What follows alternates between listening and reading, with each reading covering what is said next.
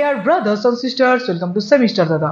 এই ভিডিওতে ক্লাস 11-এর প্রথম সেমিস্টারের ইংলিশের একটি গুরুত্বপূর্ণ কবিতা উইলিয়াম ওয়ার্ডসওয়ার্থের লেখা আপন ওয়েস্টমিনিস্টার ব্রিজ এখানকার গুরুত্বপূর্ণ মোস্ট ইম্পর্টেন্ট এমসিকিউ কোশ্চেন নিয়ে আলোচনা করব। যেহেতু তোমাদের সামনে পরীক্ষা, তার জন্য মন দিয়ে এই প্রশ্নগুলো সলভ করো। এবং তার পাশাপাশি দেখো, এমসিকিউ প্রশ্ন সলভের জন্য অবশ্যই কবিতার বিষয়বস্তু আমাদের খুব জানার দরকার।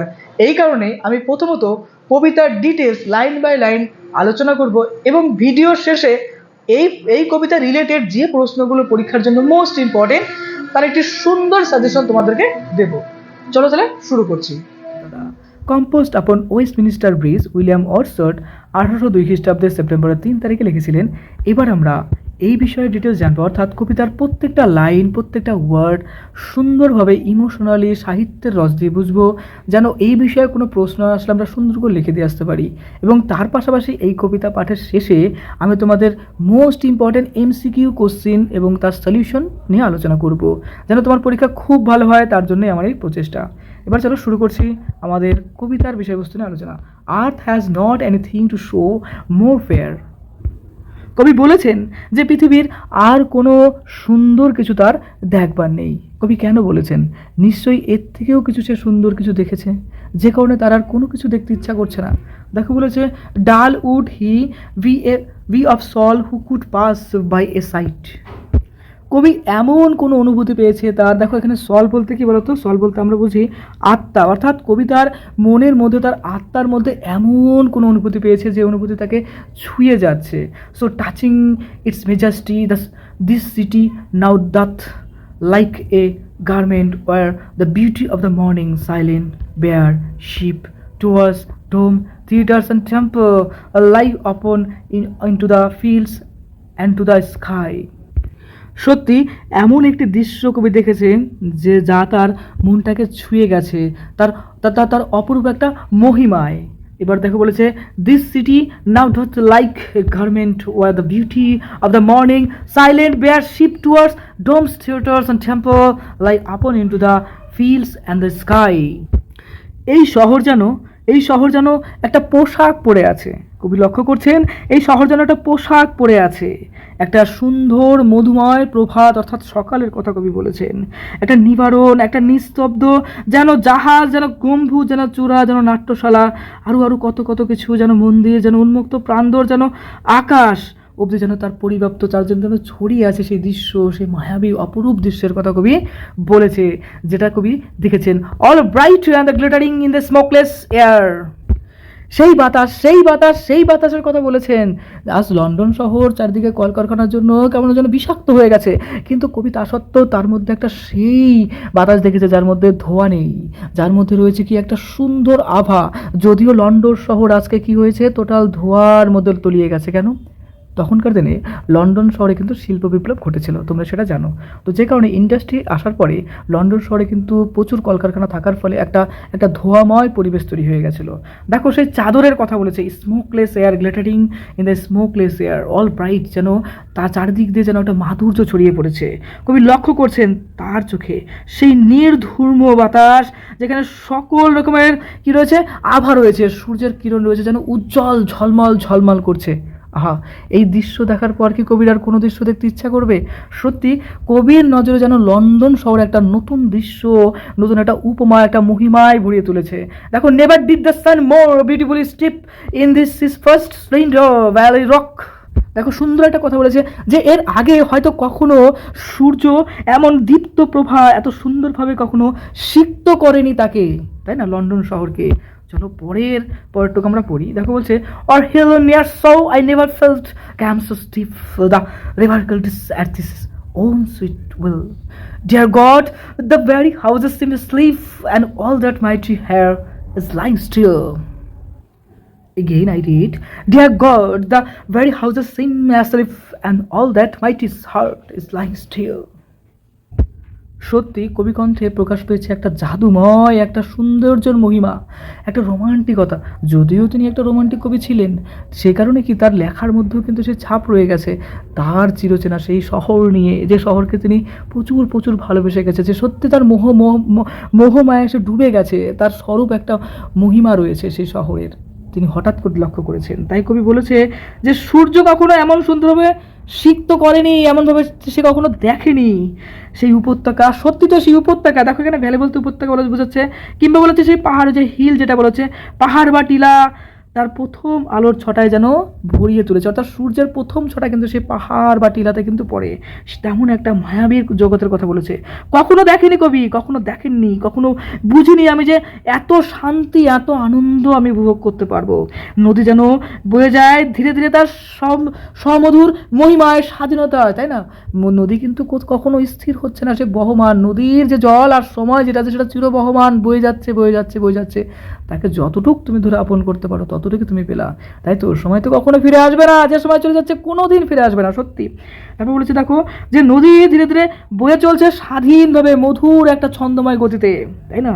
তারপরে কবি প্রার্থনা করছেন, dear God, very houses seem a sleep, dear God, হে ভগবানের কাছে প্রার্থনা করছে, হে ভগবান, the very houses seem asleep and all that mighty heart is lying still. দেখো এখানে বলছে হে ভগবান, এই যে আমাদের আশেপাশে এত আবাস, এত মানুষজন ঘুমোচ্ছে, আবাস বলতে বাড়িঘর, তারা ঘুমিয়ে আছে, তারা সুপ্ত হয়ে আছে, তারা ঘুমিয়ে আছে, সুপ্ত হয়ে আছে, অর্থাৎ চারিদিকের যে পরিবেশ সেখানকার বেশিরভাগ মানুষকে ঘুমিয়ে আছে, সুপ্ত হয়ে আছে, অর্থাৎ ঘুমিয়ে আছে। আর হয়ে আছে কি বলতো?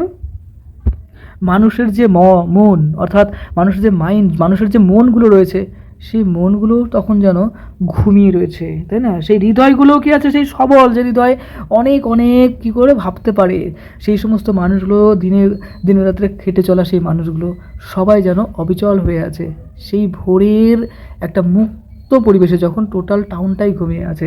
সত্যি কবি এমন একটা রূপ দেখেছেন, তার জন্য তার আর কোনো দৃশ্য দেখার ইচ্ছা করছে না। মনে হচ্ছে যে এর থেকে পরম সুন্দর, পরম দৃশ্য, পরম সুন্দর, পরম স্বমহিমায়, মাধুর্যপূর্ণ, রহস্যময় একটি মায়াবী পরিবেশ সত্যি কবিকে আকৃষ্ট করেছে। সত্যি কবি ভুলতে পারছেন না। চলো এবার আমরা প্রশ্ন পর্ব নিয়ে আলোচনা করি। 1 নম্বর প্রশ্ন, what is the speaker attitude toward the city in the poem? এখানে বলেছে যে কবি বা স্পিকারের শহরের প্রতি মনোভাব কেমন ছিল। আমরা পড়েছি কবিতাতে যে কবির একটা বিস্ময়কর, একটা আলাদা একটা অনুভূতি ছিল শহরের প্রতি, তাই না? তো এই ক্ষেত্রে দেখো, চলো অপশনগুলো পড়ি। দেখো প্রথমত বলছে ডিসগাস্ট, একদম ডিসগাস্ট অনুভূতি ছিল না। অ্যাওয়ে বলতে বিস্ময়কর বা রোমান্টিক বা ভালো বা মায়াবী আমরা বলতে পারি, যেটাকে ডিগনিটি বলা হয় ইংরেজিতে, বা বলা হয় কি অনারও বলা হয়। বুঝতে পারছো তো? এক্ষেত্রে দেখো option number B is the correct, কারণ শহরের প্রতি কিন্তু তার একটা আলাদা একটা অনুভূতি ছিল, একটা বিস্ময়কর অনুভূতি ছিল। আর অপশন সি ইনডিফারেন্স, ফেয়ার, এগুলো তো ছিলই না। তাহলে সঠিক উত্তর কী হলো? B number away. এবার চলো পরের প্রশ্ন আমরা যাচ্ছি। দেখো উত্তরে তাই আছে away. 2 number, what is the city compare to the poem? কবি এই শহরটি কিসের সাথে তুলনা করেছেন? একটা বৃষ্টির সাথে? অবশ্যই বৃষ্টির সাথে তুলনা করেনি। এই গার্মেন্ট, অবশ্যই গার্মেন্টের সাথে কিন্তু তুলনা করেছিল, তাই না? বলেছিল কি যে চাদরে পোড়া একটা চাদরে জড়ানো একটা শহর, অর্থাৎ গার্মেন্টের সাথে কিন্তু তিনি তুলনা করেছিলেন। অর্থাৎ এক্ষেত্রে বি নাম্বার উত্তরটি হবে সঠিক। দেখো অপশন বিতেই হচ্ছে, বি আছে এখানে। Next, what is the state of the city in the poem? অর্থাৎ এর মানে হলো, এই যে আমরা যে কবিতাটা পড়লাম সেক্ষেত্রে স্টেট বা অবস্থাটা কেমন ছিল? অবশ্যই আমরা বলবো যে দেখো এখানে অপশনগুলো আছে বাসলিং অ্যান্ড নয়েজি, অবশ্যই নয়েজি তো ছিল না। সেটার পরিবেশটা কেমন ছিল? শান্ত, তাই না? শান্ত একটা নিস্তব্ধ পরিবেশ ছিল। অপশন বিতে দেখো আছে সাইলেন্ট অ্যান্ড স্টিল, অবশ্যই সাইলেন্ট মানে তো বুঝতেই পারছো যে ঠান্ডা, তাই না? একটা শীতল, আমরা বলতে পারি স্টিল বলতে একটা কি বলবো, যে সাইলেন্ট বলতে একটা নিস্তব্ধ, একটা নিস্তব্ধ যেখানে কোলাহল কিচ্ছু নেই। অর্থাৎ এখানে ম্যাচ করছে একমাত্র B number option, silent and still. বুঝতে পারলে? একদম নিস্তব্ধ, অর্থাৎ চুপচাপ একটা পরিবেশ ছিল। ওকে, চলো নেক্সট প্রশ্নে যাচ্ছি আমরা। তাহলে অপশন নাম্বার বি হলো। তারপর দেখো বলছে যে 4 নম্বরে, when was the poem written? অবশ্যই আমরা বলবো সেপ্টেম্বর 3, 1802 খ্রিস্টাব্দ, তাই না? তারপরে অপশন নাম্বার আমরা ডাইরেক্ট বলে দিতে পারি। এক্ষেত্রে আমরা তো পড়লাম প্রথমে, সেটা হচ্ছে অপশন নাম্বার এ। এক্ষেত্রে আসতে পারে হুইজ দ্য স্পিকার, আমরা বলবো উইলিয়াম ওয়ার্ডসওয়ার্থ। অর্থাৎ এখানে কবিকে বা কে কথক আমরা বলবো উইলিয়াম ওয়ার্ডসওয়ার্থ, তাই না? আচ্ছা চলো পরের প্রশ্নে যাচ্ছি। What does the river glideth at his own sweet will represent? লক্ষ্য করো, আমরা কবিতা পড়তে পড়তে বলেছিলাম যে সে শহরের একটা সৌন্দর্য বোঝাচ্ছে কি সেই নদীটা, তাই না? নদীটা কি করছে? শহরের একটা সৌন্দর্য প্রকাশ করছে সেই নদীটা।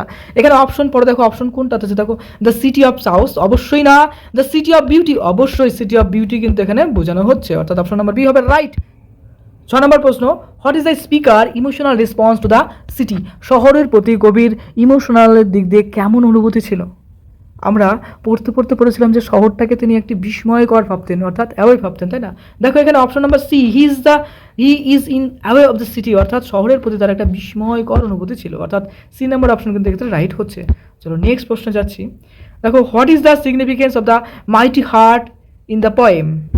সঠিক উত্তরটি হবে এ নাম্বার। দেখো, দ্য সিটিস এনার্জি, অর্থাৎ A number option is the right, the city's energy. Next 8 number, what poetic device is used in the line earth has not anything to show more fair? এখানে সঠিক উত্তরটি হবে metaphor.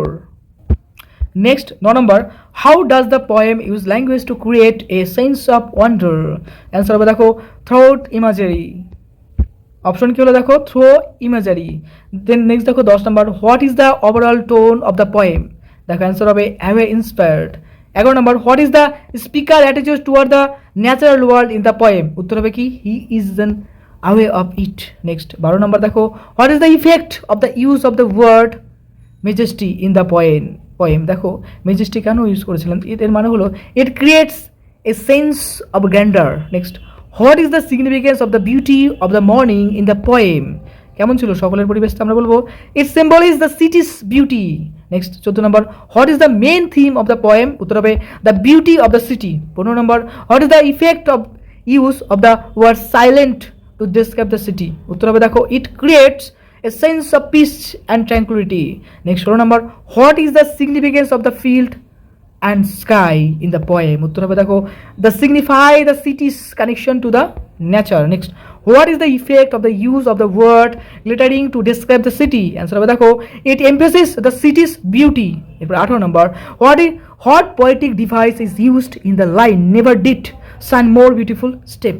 এখানে আমরা কি দেখো hyperbole. 19 number, what is the effect of the use of the word deep to describe the calm? দেখো উত্তর হবে it creates a sense of peace and tranquility. Next 20 number, what is the significance of the river in the poem? উত্তর হবে দেখো it symbolizes the city's beauty. Next প্রশ্ন 21 number, what is the speaker attitude toward the city in the poem? উত্তর হবে কি দেখো B number option AWE, অর্থাৎ away, তাই না? নেক্সট প্রশ্ন দেখো, what is the city compared to the poem? শহরকে কিসের সাথে তুলনা করা হয়েছে? একটা গার্মেন্টের সাথে। দেখো উত্তর হবে এ গার্মেন্ট। নেক্সট 23 নম্বর প্রশ্ন, what is the state of the city in the poem? কেমন ছিল? সাইলেন্ট অ্যান্ড স্টিল ছিল। Next, what is the significance of the smokeless air in the poem? এটার উত্তর হবে দেখো ইট সিগনিফাইজ দ্য সিটিস ক্লিননেস, অর্থাৎ শহরটা অনেক বেশি কি ছিল? পরিষ্কার পরিচ্ছন্ন ছিল। নেক্সট দেখো, what does the river glide at his own sweet will represent? উত্তর হবে দেখো the city's beauty. Next, what is the symbolism of the mighty heart in the poem? উত্তর হবে দেখো the city's energy. Next প্রশ্ন, what poetic device is used in the line earth has not anything to show more fair? উত্তর হবে metaphor. দেখো একই প্রশ্ন কতভাবে ঘুরিয়ে আসতে পারে। what is the effect of the repetition of never in the poem? উত্তর হবে দেখো it imposes the speaker emotion. Next, what poetic device is used in the line the very house seem asleep? এখানে কি হবে? personification. Next দেখো 31 number 31, how does the poem portray the relationship between nature and the city? Answer হবে দেখো as complementary entities. Next 32 number 32 number দেখো, what message does the poem convey about the human experience? উত্তর হবে দেখো that humans are a part of nature. Next প্রশ্ন, who is the speaker of the poem? Answer হবে দেখো William Wordsworth. Next প্রশ্ন, what poetic device is used in the line this city now doth like a garment wear? Answer হবে কি simile. Next দেখো, what is the poem's tone? Answer হবে awe inspire. Next 36 number, what is the effect of the repetition of never in the poem? উত্তর হবে দেখো it imposes the speaker emotions. Next প্রশ্ন 37 number, what is the significance of the poem title? Answer হবে দেখো it provides context for the poem.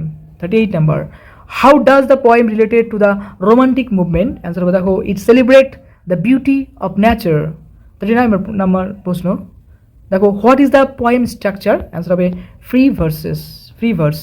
Next প্রশ্ন 40 number, what is the effect of the smokeless air in the poem? উত্তর হবে it signifies the city's cleanness. এরপরে আমরা আরও অনেকগুলো গল্প এবং কবিতার বিষয়বস্তু এবং সেই বিষয়ে যে মোস্ট ইম্পর্টেন্ট এমসিকিউ নিয়ে আলোচনা করব। পরীক্ষার জন্য তোমাকে জানাই বেস্ট অফ লাক। সেমিস্টার নতুন হলে অবশ্যই সাবস্ক্রাইব করে দিও। খুব ভালো থেকো।